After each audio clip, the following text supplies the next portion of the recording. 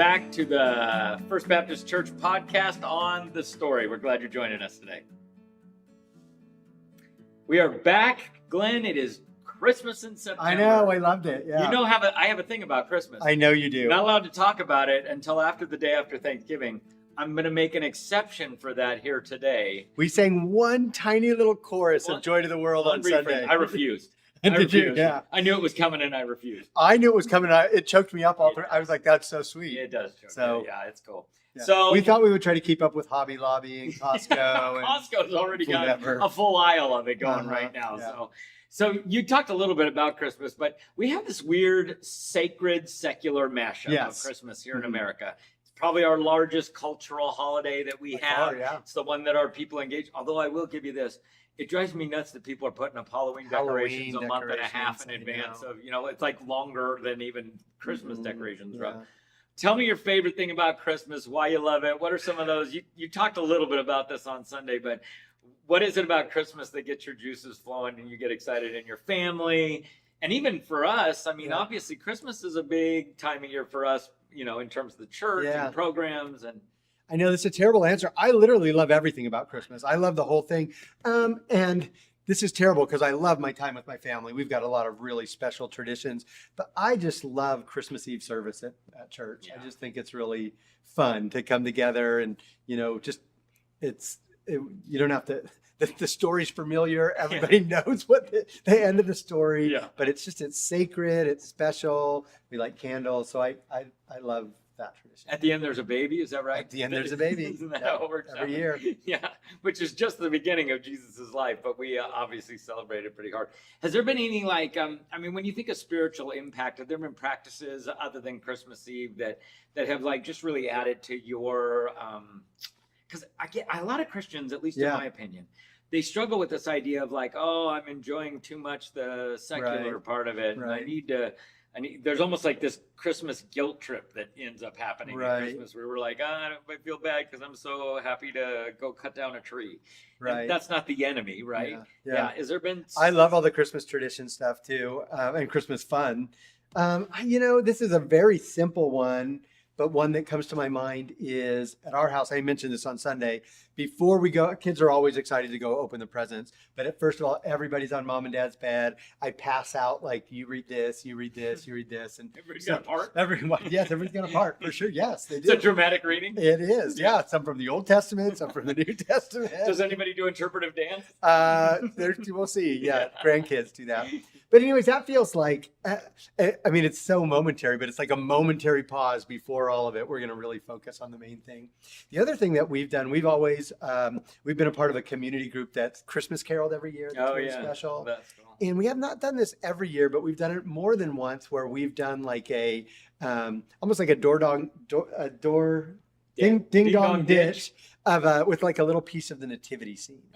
We give our neighbor a little piece of the nativity scene, every year or every night. Yeah, over a week. You shared a really sweet story in case anybody didn't hear it on Sunday of your neighbor. Our Muslim neighbors are fascinated by Christmas. Yeah, it's really interesting. Wanting to come in and look at your good decorations. That is super sweet. Can I see your Christmas tree? Come on. Yeah, that's great. Well, I love Christmas too. How about you? What about you? I told this story before, but for a long time, our biggest outreach that we did during the year was we set up a live walk-through nativity. Right. And so I just have years of memories out in the freezing cold of taking people through this nativity where you meet the wise men and you meet the shepherds and you end up at the inn and then you eventually end up in the manger. And so we have a lot of just visceral visceral memories that go along with that. All of the sights and the sounds and the smells of the cold and the wet of the Christmas story. So that's a good way to enter into the Christmas story. It is. Subject yourself to the elements. It is, and it was great. Yeah. The manger was no picnic either. No, it wasn't. Which sort of leads us into kind of your message on Sunday as we talked about really the incarnation is the root of all of this, right?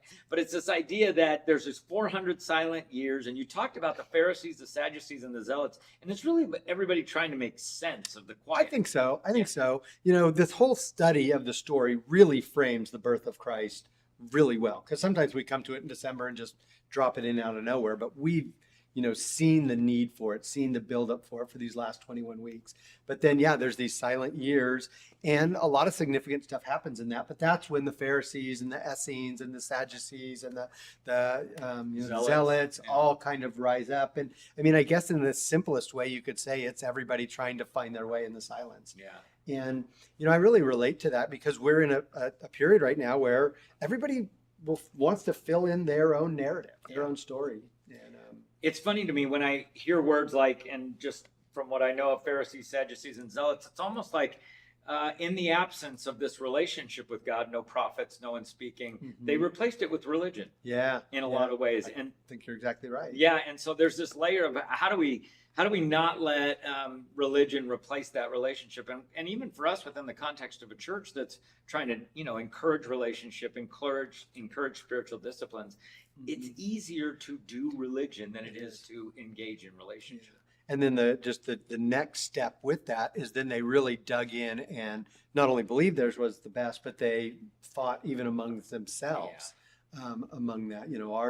Our religion is the most religious, the most right on, and Jesus really blows that up. Yeah. And from the beginning, from Mary and Joseph and shepherds, it's just that it's a different story. It is completely. Yeah. He doesn't come to Sanhedrin. He doesn't come to the Sadducees and the government. And we can postulate all we want about that stuff, but I just wonder, when you think of the Christmas story, specifically the humility of it all, which you got to eventually, I wonder, and I don't know what you think about this, but why God chose those methods. I think you sort of alluded to it in one of your sermon points, but why would God go to that length? It could have just been, when I think of a middle class family, it could have been just somebody born to somebody who lived on this street in a 1,400 square foot house rather than a big house. Instead, it went all the way down to yeah. Well, I think you see that in God's character from the beginning. When he chooses people, he never, not never, but doesn't always choose the best and the brightest. I mean, the classic example of that is, of course, the people choose Saul, God chooses David. Right. And I think you have that same kind of thing. People always think God is up and to the right, better and more, and God's down to us. And so, like I alluded to it on Sunday, but we can all relate to Mary and Joseph. Right. We can all relate to shepherds. We can all relate to, the innkeeper, though, just the people of the story. So. Right. And we also end up in this moment where, even if we can relate to it, this idea of no place, on the road trip, no place to stay. Can you imagine? Forced into, this barn is the way that you worded it, right? Is also sort of inconceivable to most of us, except for the very lowest of. But I think even maybe that makes the point itself. There's somebody in the world today reading that story that thinks, oh, that's me. Right. That's my life. I would end up in a barn or whatever it is. And God says, even you, I came for you, Yeah, absolutely. And even for those of us who, my kids were born in a hospital with all kinds of doctors and medical care and all those kind of things. But still, the idea of he comes to us in our darkness, he comes to us in our weakness is really true. And then you have the story of the Magi that come. And, Jesus is a refugee. They take the family and run away.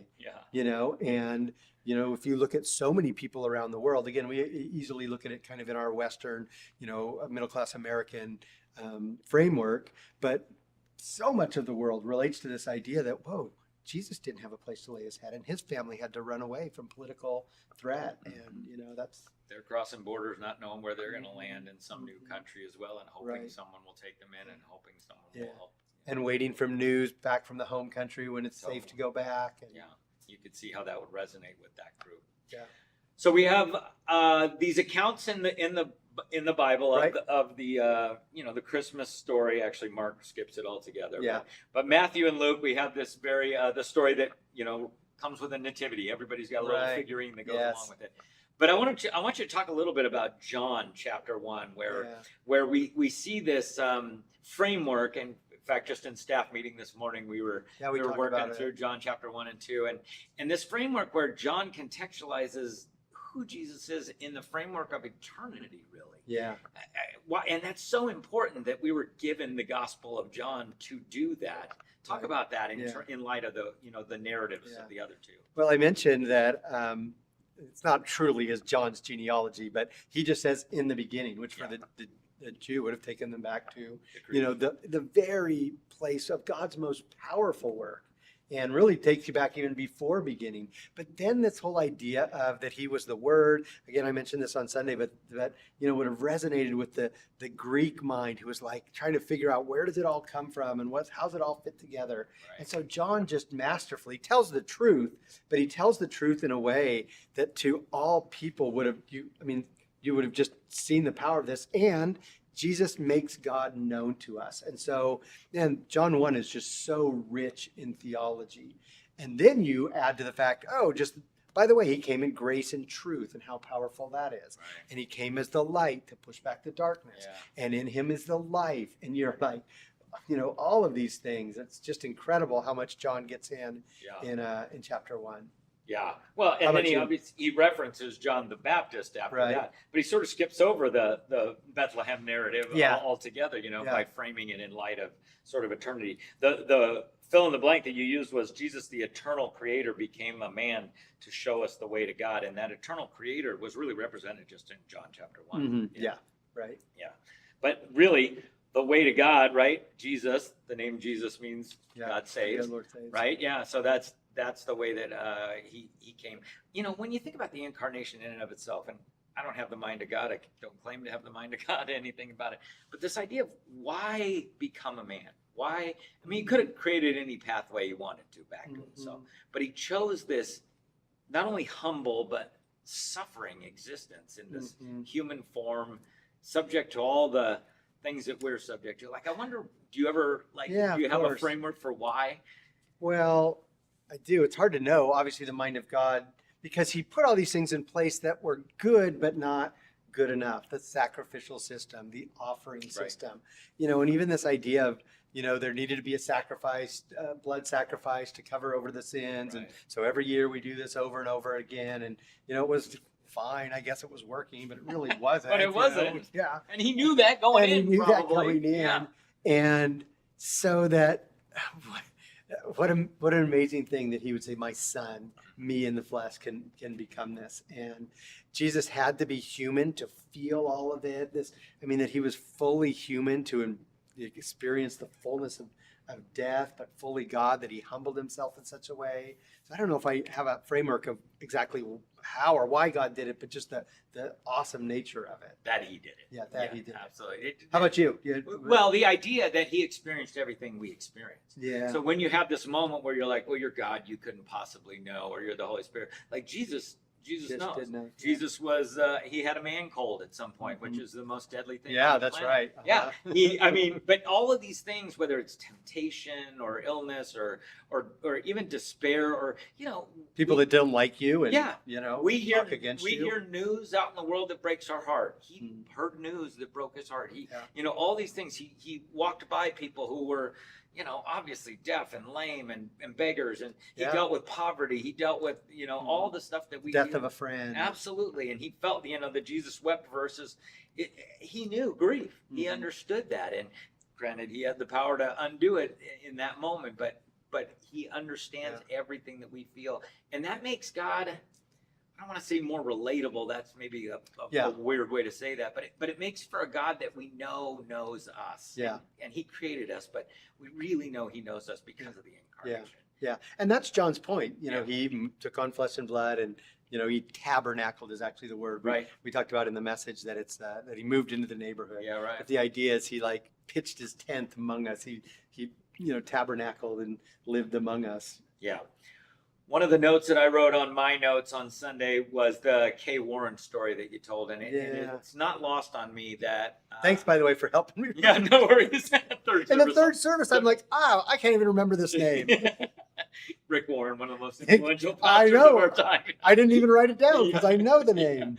But you told the story, Kay Warren losing her son tragically, which I've known that story, and you forget that at Christmas time, where everybody else is celebrating, having warm memories, planning food and friends and gifts and whatever else. There's a segment of the population that's suffering. Yeah. And I wonder even maybe, what words would you have for people that are they know this Christmas is going to be a rough Christmas. Yeah.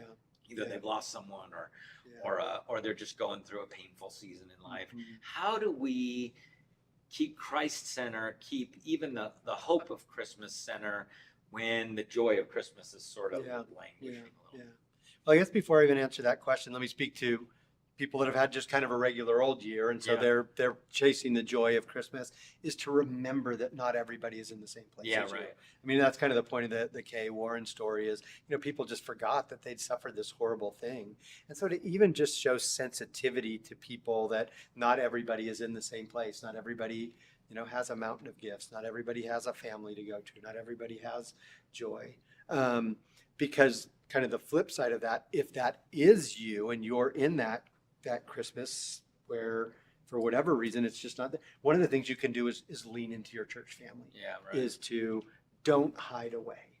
Yeah. Because the temptation is to be woe is me, but to just initiate, to ask for help. But but I think, but find comfort in Mary, who rode a donkey and didn't have a place to go. Yeah, absolutely. One other maybe suggestion for people is, Yeah. is to invite people into your Christmas. Mhm. Maybe those who are That's going really through good, Steve. going Yeah. through some difficult stuff. Because the truth of the matter is they may say no, Mhm. but an invitation never does damage, if you ask me. It's Yeah. always like, I want to be with you. It is incarnation. I want to be with you. Yeah. I want to walk alongside you. Yeah. Even if it's painful, even if it's going to, come along to this walk through nativity or come along to caroling, Right. the faster you take your eyes off of yourself and you focus on somebody else, Mhm. especially at Christmas, Yeah. I think the more that you end up kind of in a place where you're Yeah. more ready to receive Yeah. the joy that goes along. Yeah, really, it might end up making your Christmas, Absolutely, yeah. by the people that we invite. And we have all of those, traditions, whether it's parade of lights at the beginning or even church stuff that we do. Make sure that Yeah. you invite someone to Christmas Eve or wherever else it is, Yeah. because when they feel included, even if it's been a dark Christmas, Yeah. we both know people Yeah. struggle with anxiety and depression and all that. You got to invite them in, invite them in. Yeah. Christmas is a time. It's the most wonderful time of the year we sing, but it can be the loneliest time of the year too. Oh, it is for a So- lot of people. That's really true.